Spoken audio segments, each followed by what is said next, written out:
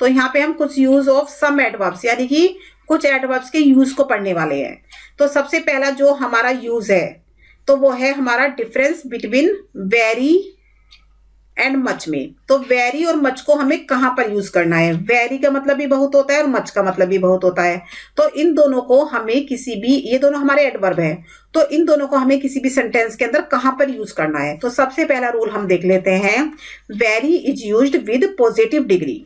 Very का use हम करेंगे किसके साथ? पॉजिटिव डिग्री के साथ। जैसे हमने देखो very good, very wise, very lucky etcetera. तो जैसे हमने देखा कि he is a very good boy, कि वह एक बहुत अच्छा लड़का है, वेरी गुड बॉय। तो ये हमारा सेंटेंस बिल्कुल करेक्ट होगा बिकॉज हमने पॉजिटिव डिग्री के साथ वेरी का यूज किया है।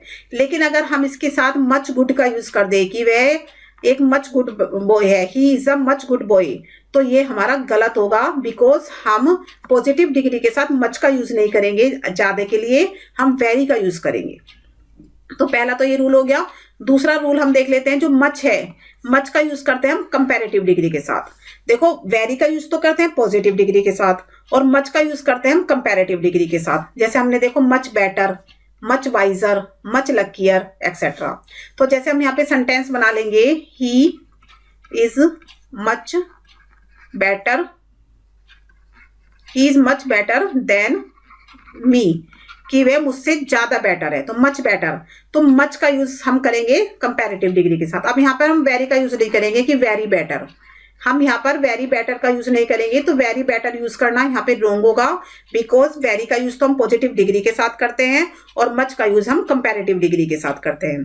तो क्लियर हो गया होगा आपको। तो नेक्स्ट देख लेते हैं, जो वेरी है हमारा रूल नंबर 3 है हमारा ये वेरी और मच।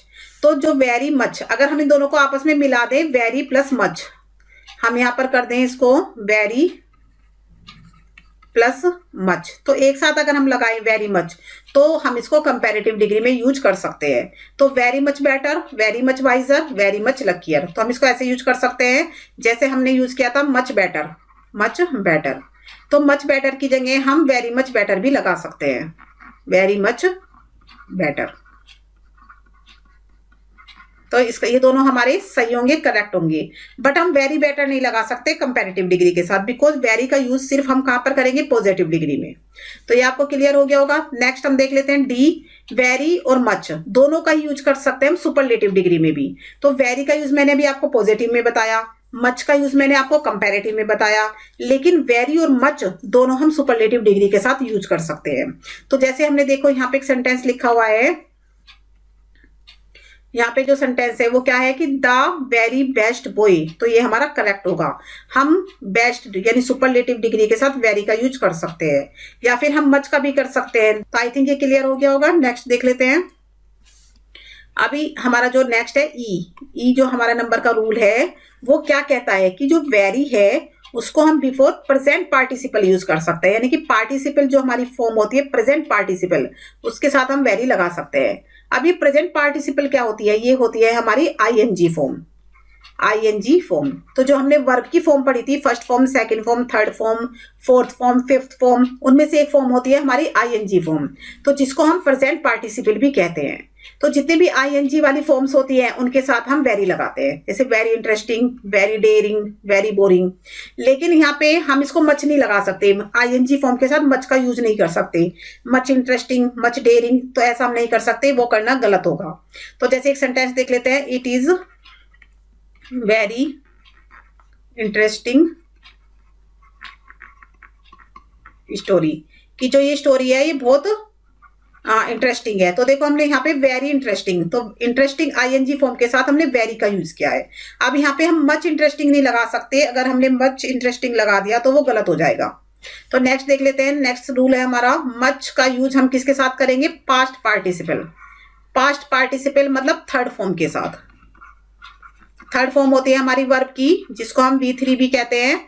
तो V3 के साथ हम किसका यूज करेंगे? मच का। तो देखो much surprised, much graved etcetera. तो आई थिंक आपको क्लियर हो गया होगा कि जो प्रेजेंट पार्टिसिपल है उसके साथ तो हम वेरी का यूज करते हैं, और जो पास्ट पार्टिसिपल होते हैं उसके साथ हम मच का यूज करते हैं। तो वेरी और मच दो हमारे एडवर्ब है, दोनों का मतलब होता है बहुत ज्यादा, वेरी मतलब भी बहुत और मच माने ज्यादा। तो इनको यूज कहाँ पे करना है, तो वेरी को तो हम करते हैं पॉजिटिव डिग्री और प्रेजेंट पार्टिसिपल के साथ यूज, और मच को हम यूज करते हैं कंपैरेटिव डिग्री और पास्ट पार्टिसिपल के साथ। और वेरी और मच दोनों को हम सुपरलेटिव डिग्री में यूज कर सकते हैं एक साथ। तो यहाँ पे हम एक देख लेते हैं, एक टेबल बना लेते हैं छोटी, वेरी और मच, और दूसरा हमारा हो गया वेरी मच। तो अभी हमने इन तीनों के बारे में पढ़ा, वेरी के बारे में, मच के बारे में और वेरी मच के बारे में। तो जो वेरी है उसको हम यूज करते हैं पॉजिटिव डिग्री के लिए, पॉजिटिव डिग्री में कर सकते हैं हम उसको, सुपरलेटिव में कर सकते हैं, सुपरलेटिव में, और हम साथ में किस में करेंगे, प्रेजेंट पार्टिसिपल में, प्रेजेंट पार्टिसिपल में। ठीक है, तो पॉजिटिव डिग्री के लिए, सुपरलेटिव के लिए और प्रेजेंट पार्टिसिपल के लिए हम यूज करेंगे वेरी का। और मच का यूज हम कहां पर करेंगे, मच का यूज करेंगे हम कंपैरेटिव डिग्री के लिए, कंपैरेटिव एडवर्ब के लिए, डिग्री के लिए, एंड इसको हम यूज करेंगे सुपरलेटिव के लिए भी, और साथ में इसको यूज करेंगे हम पास्ट पार्टिसिपल में, पास्ट पार्टिसिपल में। और जो हमारा वर्ड है वेरी मच, वेरी मच को हम कहां पर यूज करेंगे, वेरी मच को यूज करेंगे हम कंपैरेटिव में, कंपैरेटिव एडवर्ब्स के साथ। तो ये आपको क्लियर हो गया होगा, कंपैरेटिव डिग्री में हम वेरी मच का यूज करेंगे। तो अभी हम चलते हैं अपने नेक्स्ट रूल की तरफ। अब नेक्स्ट रूल जो है हमारा है क्वाइट। क्वाइट जो वर्ड है उसका मतलब होता है परफेक्टली या कंप्लीटली, यानी कि पूरी तरह से, पूरी तरह से। तो इसको हम, it is not used in place of very. जो क्वाइट वर्ड है उसको हम वेरी के प्लेस पे यूज नहीं कर सकते, यानी कि जहां पे वेरी को आना है वहां पे हम क्वाइट नहीं लगा सकते। तो यहाँ पे हम सेंटेंस के थ्रू देखेंगे, जैसे शी इज क्वाइट लवली, कि वह पूरी तरह से प्यारी है या वह पूरी तरह से अच्छी है। तो पूरी तरह से वर्ड हम इसको यूज नहीं करेंगे, ये हमारा गलत होगा लवली के साथ। हम क्या करेंगे, शी इज वेरी लवली, कि वह बहुत अच्छी है, तो ये हमारा करेक्ट होगा। अगर हम सेकंड सेंटेंस में देखें, जैसे यू आर क्वाइट हैंडसम, कि तुम पूरी तरह से हैंडसम हो, तो ये तो गलत है सेंटेंस। हम बोलेंगे यू आर वेरी हैंडसम, कि तुम बहुत हैंडसम हो, तो यहाँ पे हम वेरी का यूज करेंगे। तो हमें क्या पता चला, जो क्वाइट है, क्वाइट नाम का जो हमारा एडवर्ब है, क्वाइट जो वर्ड है वो एक एडवर्ब है जिसका मीनिंग होता है परफेक्टली या कंप्लीटली, बट हम इसको वेरी के प्लेस पे यूज नहीं कर सकते। नेक्स्ट देख लेते हैं। तो जो नेक्स्ट है हमारा रूल नंबर 3, उसमें भी हमने दो एडवर्ब को चूज किया है, एक तो हमने लिया है फेयर और एक लिया है हमने रादर। तो फेयर को कहां पे यूज करना है और रादर को कहां पे यूज करना है, तो देख लेते हैं, समझ लेते हैं। Fairlie is used with positive degree. जो फेयरली है, जो हमारा फेयर वर्ड है, फेयरली जो वर्ड है उसको हम यूज करेंगे किसके साथ, पॉजिटिव डिग्री के साथ, पॉजिटिव डिग्री के साथ यूज करेंगे। ठीक है, और जो रादर है, हमारा जो रादर वर्ड है, रादर को यूज करेंगे हम दोनों के साथ, पॉजिटिव के साथ भी हम कर सकते हैं उसको, एंड हम यूज कर सकते हैं उसको कंपैरेटिव। तो दोनों डिग्री के साथ हम यूज करेंगे रादर का, और फेयरली का यूज करेंगे सिर्फ हम पॉजिटिव डिग्री के साथ। तो देख लेते हैं example, fairly wise, fairly good, rather bad, rather difficult, rather worse और रादर होटर। तो देखो ये पॉजिटिव है, ये भी पॉजिटिव है, और ये हमारी वर्स और जो होटर ये हमारी कंपैरेटिव है। तो ठीक है, आपको समझ में आ गया होगा कि हम क्या यूज कर रहे हैं, हम रादर बैड जो कि हमारी क्या है, पॉजिटिव डिग्री, फिर हमने यूज किया रादर वर्स जो कि हमारी क्या है, कंपैरेटिव डिग्री। तो हमने दोनों के साथ रादर का यूज किया है। ठीक है, लेकिन जो हमारी पॉजिटिव है, तो जो हमारी पॉजिटिव डिग्री है तो वो हम उसके साथ फेयरली का यूज भी कर सकते हैं, फेयरली गुड, फेयरली वाइज, कुछ भी हम इसके साथ यूज कर सकते हैं। तो आई थिंक ये आपको क्लियर हो गया होगा। नेक्स्ट रूल देख लेते हैं हम। तो नेक्स्ट रूल जो है हमारा फेयर और रादर का, वो क्या है, Fairlie is not followed by two. तो जो फेयरली वर्ड है हमारा, जो फेयरली एडवर्ब है हमारा, उसके साथ टू का यूज नहीं करते इन सच सेंटेंसेस। तो ऐसे सेंटेंसेस में हम रादर का यूज करते हैं फेयरली की जगह पर। तो देख लेते हैं, जैसे फेयरली टू गुड, तो जो फेयरली टू गुड है ये हमारा रोंग होगा, बिकॉज हम फेयरली और टू को एक साथ यूज नहीं करेंगे। तो फेयरली की जगह पर हमने किसको यूज कर लिया, हमने यहाँ पे रादर को यूज कर लिया, रादर टू गुड। तो ये आपको समझ में आ गया होगा कि जो हमें फेयरली के साथ टू का यूज नहीं करेंगे, लेकिन रादर के साथ हम टू का यूज कर सकते हैं। अब रादर और फेयरली, रादर का मतलब होता है उचित रूप से, उचित रूप से, और फेयरली मतलब भी होता है उचित रूप से। तो दोनों का मीनिंग तो सेम होता है। रादर माने बल्कि भी होता है, बल्कि, एंड जो फेयरली होता है उसका मतलब होता है उचित रूप से, और रादर का मतलब भी होता है उचित रूप से। तो अभी फेयरली के साथ हम टू का यूज नहीं करेंगे, तो फेयरली की जगह पर हम क्या लगा देंगे, रादर लगा देंगे, जहां पर भी हमें टू देखने के लिए मिले। तो ये आपको क्लियर हो गया होगा। नेक्स्ट रूल देख लेते हैं हम। नेक्स्ट रूल है हमारा फेयर और रादर का, फेयर एंड रादर का जो नेक्स्ट रूल है वो क्या है, तो देखते हैं डिजायरेबल एडजेक्टिव। तो यहाँ बात हो रही है डिजायरेबल एडजेक्टिव की। अब डिजायरेबल एडजेक्टिव होते क्या है, डिजायरेबल एडजेक्टिव होते हैं प्लीजेंट, ये होते हैं प्लीजेंट एडजेक्टिव।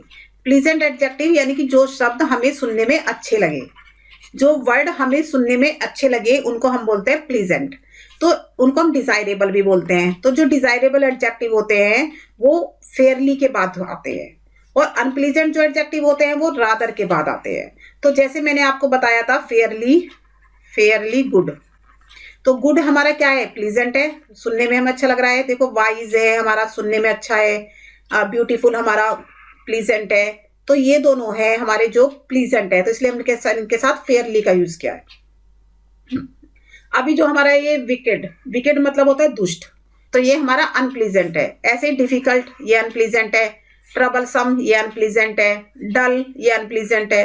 तो जितने भी हमारे अनप्लीजेंट एडजेक्टिव होंगे उनसे पहले तो हम रादर का यूज करेंगे, और जितने भी हमारे प्लीजेंट एडजेक्टिव होंगे उनसे पहले हम फेयरली का यूज करेंगे। तो ये आपको क्लियर हो गया कहां पर हमें फेयरली का यूज करना है और कहां पर रादर का यूज करना है। फेयरली का यूज तो हमें प्लीजेंट एडजेक्टिव से पहले करना है। पॉजिटिव डिग्री की बात हो रही है, पॉजिटिव डिग्री में, पॉजिटिव डिग्री में, पॉजिटिव डिग्री में हमें क्या करना है, fairly plus pleasant adjective, pleasant adjective, and positive degree के अंदर ही rather plus unpleasant adjective, unpleasant adjective. क्योंकि हमने क्या कहा था कि अभी जो हमारा फेयरली वर्ड होता है हम उसको सिर्फ पॉजिटिव डिग्री में यूज करते हैं, कंपैरेटिव में नहीं करते, और जो रादर है हमें हमारा वो हम दोनों में यूज करते हैं, दोनों में यूज करते हैं रादर को। तो रादर को तो हम करेंगे पॉजिटिव डिग्री में अनप्लीजेंट एडजेक्टिव के साथ, ठीक है, और रादर को हम कंपैरेटिव में दोनों के साथ यूज कर सकते हैं। तो ये आपको क्लियर हो गया होगा। नेक्स्ट देख लेते हैं। नेक्स्ट रूल है रूल नंबर हमारा 4। अब जो रूल नंबर 4 है वो क्या कहता है, वो हमें बताता है टू के बारे में, TOO। टू का मतलब होता है also, too means also, but too usually take place of also when needed after some clauses, यानी कि कुछ क्लोजेस के बाद या कुछ सब्जेक्ट के बाद हम ऑल्सो की जगह पर टू का यूज करते हैं। तो कुछ ऐसी क्लोज होती हैं जहां पे जरूरत होती है हमें ऑल्सो लगाने की, या कुछ ऐसे सब्जेक्ट होते हैं जिनके बाद हमें ऑल्सो लगाने की जरूरत होती है, तो वहां पर हम ऑल्सो का यूज नहीं करेंगे, वहां पर हम टू का यूज कर देंगे, क्योंकि दोनों का मीनिंग सेम होता है। Too is equal to also, too माने भी होता है और ऑल्सो माने भी होता है। तो जैसे यहाँ पे हम एक एग्जाम्पल देख लेते हैं, I also was invited for tea, कि मैं भी टी के लिए इन्वाइटेड था। तो लेकिन ये हमारा सेंटेंस गलत होगा, बिकॉज सब्जेक्ट के बाद हम ऑल्सो का यूज नहीं करेंगे। हम इसकी जगह पर किसको प्लेस कर देंगे, हम टू लगा देंगे कि I too was invited for tea, कि मैं भी टी के लिए इन्वाइटेड था। तो ये हमारा करेक्ट हो जाएगा, बिकॉज हमने अकॉर्डिंग टू रूल क्या कहा, हमने अकॉर्डिंग टू रूल बोला कि किसी भी सब्जेक्ट के बाद जहां पर भी जरूरत हो ऑल्सो की तो वहां हमें टू लगाना है, या फिर कुछ क्लोजेस के बाद जहां पर भी जरूरत हो ऑल्सो की वहां हमें टू लगाना है। तो आई थिंक ये क्लियर हो गया होगा। नेक्स्ट देख लेते हैं हम। टू का मतलब क्या होता है, it means more than required. Too का मतलब होता है कि जितनी रिक्वायर्ड हो उससे भी ज्यादा, जितनी हमें किसी भी सेंटेंस के अंदर कुछ चीज की रिक्वायर्ड है तो उससे भी ज्यादा का मतलब होता है टू। तो hence too should not be used for pleasant adjective. तो जितने भी हमारे प्लीजेंट एडजेक्टिव होंगे उससे पहले उसके साथ हमें टू का यूज नहीं करना है। क्यों नहीं करना है, क्योंकि टू का मतलब होता है मोर देन रिक्वायर्ड, यानी कि जरूरत से भी ज्यादा। तो जैसे हमने कहा टू बैड, बहुत गंदा, तो ये हमारा बैड क्या है, अनप्लीजेंट है तो हमने टू का यूज कर लिया, नोटी हमारा अनप्लीजेंट है हमने टू का यूज कर लिया, विकेड हमारा अनप्लीजेंट है हमने टू का यूज कर लिया, फैट है, डल है, तो ये सब हमारे क्या है, अनप्लीजेंट है, तो इनके साथ हम टू का यूज कर सकते हैं। लेकिन अगर हम देखो गुड, गुड है हमारा प्लीजेंट एडजेक्टिव, तो अगर हम लिखे टू गुड तो ये हमारा रोंग होगा। इसके बदले हम क्या करेंगे, हम करेंगे वेरी गुड, टू के इसके साथ हम वेरी का यूज करेंगे। अगर हम लिखें जैसे टू वाइज, तो वाइज क्या है हमारा, वाइज हमारा प्लीजेंट एडजेक्टिव है, और टू लगाने से क्या हो गया कि जितनी रिक्वायर्ड थी उससे भी ज्यादा, यानी कि वाइज हमारा क्या हो गया। एक तो वेरी वाइज, देखो वेरी वाइज मतलब होता है बहुत बुद्धिमान, अगर हम टू वाइज लगा देंगे तो बहुत से भी ज्यादा, यानी कि जितनी रिक्वायरमेंट है, बहुत बुद्धिमान की हमें रिक्वायरमेंट है, वेरी वाइज की हमें रिक्वायरमेंट है, अगर हम यहाँ पे टू लिख देंगे तो टू का मतलब हो जाएगा कि जितनी रिक्वायरमेंट है उससे भी ज्यादा बुद्धिमान, तो जो कि हो नहीं सकता, तो ये हमारा रोंग होगा और ये दोनों हमारे सही होंगे। तो जितने भी हमारे प्लीजेंट एडजेक्टिव हैं उनसे पहले हमें टू का यूज नहीं करना है, वहां पे हमें वेरी लगा देना है, और जितने भी हमारे अनप्लीजेंट एडजेक्टिव हैं उससे पहले हम टू का यूज कर सकते हैं। नेक्स्ट देख लेते हैं। अगर हमारा टू इस तरह से है, जैसे कि यहाँ पे हमारा कोई भी सेंटेंस है टू और टू की फॉर्म में है, तो इसके बीच में हम प्लीजेंट एडजेक्टिव लगा सकते हैं, तब हम प्लीजेंट एडजेक्टिव लगा सकते हैं। क्यों लगा सकते हैं, क्योंकि यहाँ पे हमें टू का मतलब हमारा यहाँ पे क्या हो जाएगा, टू का मतलब यहाँ पे हमारा सो हो जाएगा, क्या हो जाएगा, सो। इस तरह से अगर हमें स्ट्रक्चर मिल रहा है कि टू और टू का स्ट्रक्चर मिल रहा है, तो तब हम प्लीजेंट एडजेक्टिव लगा सकते हैं, बिकॉज यहाँ पे टू का मतलब मोर देन रिक्वायर्ड से नहीं आएगा, यहाँ पे टू का मतलब सो हो जाएगा। तो जैसे एक सेंटेंस देख लेते हैं, he is too intelligent to be cheated, कि वह इतना इंटेलिजेंट है उसको चीट नहीं कर सकते। तो इस वर्ड का मीनिंग क्या बनेगा, इस वर्ड का हमारा मीनिंग बनेगा he is so intelligent, he is so intelligent, कि वह इतना इंटेलिजेंट है कि that can not be cheated, कि उसको चीट नहीं किया जा सकता। तो ये वाला जो सेंटेंस है, देखो यहाँ पे टू आया है और यहाँ पर भी टू आया है, इसके बीच में हमने क्या ले लिया, intelligent. Intelligent is the pleasant adjective, तो जिसको हमने यूज कर लिया, बिकॉज इस सेंटेंस में जो TOO है उसका मतलब सो है, उसका मतलब मोर देन रिक्वायर्ड नहीं है, यहाँ पर सो हो गया कि वह इतना इंटेलिजेंट है, तो इतने से मतलब आ गया कि वह चीट नहीं किया जा सकता। तो ये क्लियर हो गया आपको कि कहाँ पर हमें टू का यूज करना है, कहाँ पर हमें वेरी का यूज करना है, और कहाँ पर हमें मच का यूज करना है। नेक्स्ट देख लेते हैं हम। तो यहाँ पे हम मोर एग्जाम्पल ऑफ टू देखेंगे, टू प्लस एडजेक्टिव के। तो टू प्लस एडजेक्टिव के यहाँ पे कुछ एग्जाम्पल देखने वाले हैं, जहां पर हम टोल के साथ या स्लिम के साथ या कोल्ड के साथ हमने टू का यूज किया है। तो देखो, ही इज टू टोल, कि वह बहुत लंबा है। She too slim, she is too slim, कि वह बहुत पतली है। इट इज टू कोल्ड, कि बहुत ठंड है। तो यहाँ पे जो टू हमने लगाया है, अगर हम बोले ही इज वेरी टोल, कि वह बहुत लंबा है, तो इतना लंबा है कि जितना हो सकता है, मतलब ओड नहीं है, ऑकवर्ड नहीं है, वो जितना लंबा हो सकता है इतना लंबा है। तो अगर हम वेरी की जगह यहाँ पर TOO लगा दें, तो ये हमारा क्या हो जाएगा, ऑकवर्डली टॉल, तो ये हमारा ऑकवर्डली टॉल हो जाएगा। वेरी तो हमें सही है, वेरी लगाने से तो क्या पता चल रहा है कि जो वो लंबा है, जितनी उसको जरूरत है उतना लंबा है, लेकिन टू लगाते ही वो ऑकवर्ड हो जाएगा, ठीक है।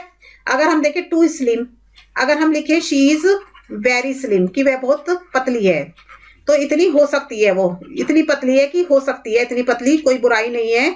बट अगर हम इसमें टू लगा दें, तो टू लगाते ही वो क्या हो जाएगी, ऑकवर्ड, तो वो हो जाएगी ऑकवर्डली स्लिम, यानी कि बहुत स्लिम हो जाएगी, जितना जो अच्छी भी नहीं लगेगी, इतना जितना हम सोच भी नहीं सकते, इतनी स्लिम हो जाएगी वो।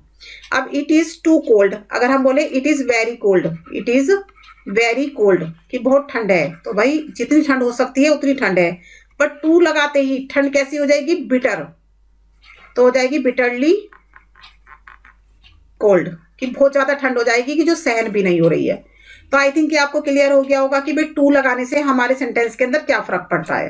तो नेक्स्ट देख लेते हैं हम फिफ्थ रूल। तो नेक्स्ट हमारा जो फिफ्थ रूल है वो क्या कहता है, तो नेक्स्ट हमारा जो रूल है, so can not be used in the place of very, कि सो वर्ड जो है उसको हम वेरी की जगह पर यूज नहीं कर सकते। वेरी का मतलब होता है बहुत, वेरी का मतलब होता है बहुत, और सो मतलब होता है इतना, सो मतलब होता है इतना। तो आई एम सो हैप्पी, कि मैं इतना खुश हूं, आई एम वेरी हैप्पी, मैं बहुत खुश हूं। तो ये सेंटेंस हमारा सही है कि I am very happy, but ये सेंटेंस गलत है कि मैं इतना खुश हूं। तो अगर हमें लिखना है कि मैं इतना खुश हूं, आई am so happy, I am so happy, तो मैं इतना खुश हूं, तो ये सेंटेंस हमारा भी कंप्लीट नहीं है। तो इसको कंप्लीट करना पड़ेगा, I am so happy that I am unable to control my feelings, कि मैं अपनी फीलिंग को कंट्रोल करने में अनेबल हूं। तो ये हो जाएगा सेंटेंस ऐसे। अगर हम यहाँ पे सो लगाते हैं, अगर हम हैप्पी से पहले यहाँ पर सो लगा देते हैं कि आई एम सो हैप्पी और इस सेंटेंस को यहीं खत्म कर देते हैं, तो ये गलत हो जाएगा। बट अगर I am so happy that I am unable to control my feeling, अगर हम ये लिखते हैं तो ये सेंटेंस हमारा करेक्ट होगा, because I am so happy complete sentence नहीं है और सो माने इतना होता है और उसको हम वेरी की जगह पर प्लेस नहीं कर सकते हैं। आई एम वेरी हैप्पी लिखना है तो हम वेरी हैप्पी ही लिखेंगे, उसकी जगह हम सो नहीं लगाएंगे। तो अगर आपको मेरी ये वीडियो पसंद आई हो तो प्लीज आप मेरी वीडियो को लाइक करें, शेयर करें और हमारे चैनल को सब्सक्राइब करें। Thank you for watching this video.